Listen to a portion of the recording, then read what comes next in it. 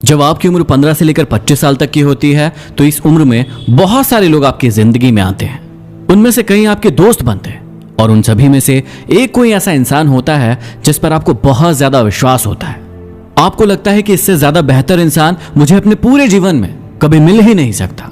शुरुआत में उस इंसान के एक मैसेज से आपको खुशी मिलती है, उसके एक फोन कॉल से आपको खुशी मिलती है। यदि वो कहीं पर एक बार दिख जाए तो आप बहुत खुश होते हो और उस समय आप उस फीलिंग्स को जी रहे होते हो जो अभी तक आपने कभी महसूस नहीं की होती है।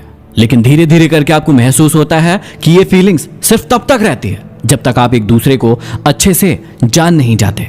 जैसे जैसे आप एक दूसरे को जानने लगते हैं वैसे वैसे एक दूसरे की अच्छाइयां और एक दूसरे की बुराइयों को जानने लगते हैं। इस पृथ्वी पर कौन ऐसा इंसान होगा जिसके अंदर बुराइयां नहीं होंगी? हर इंसान के अंदर कुछ न कुछ अच्छाइयां होती है और कुछ न कुछ बुराइयां होती है। एक वक्त गुजर जाने के बाद लड़ाई और झगड़े शुरू होते हैं। जो चीज हमें पहले अच्छी लगती थी वही चीज अब हमें बुरी लगने लगती है।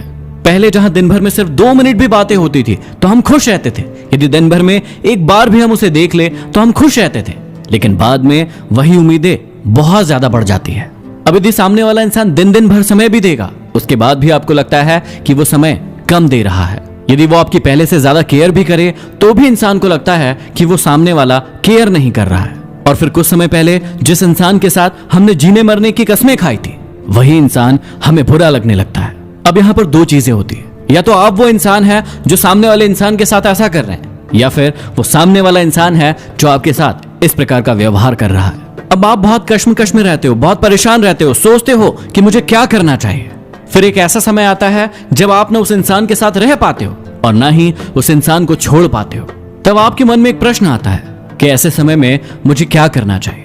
क्या मुझे उसके साथ रहना चाहिए या फिर उसे छोड़ देना चाहिए?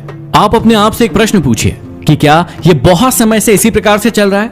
यदि बहुत समय से इसी प्रकार से चल रहा है तो इसका एक बहुत ही आसान सा जवाब है, किसी का जबरदस्ती प्यार पाने से अच्छा है कि उस इंसान को आप समय के साथ छोड़ दो ताकि वो इंसान भी खुश रहे और फिर आप भी खुश रह पाए।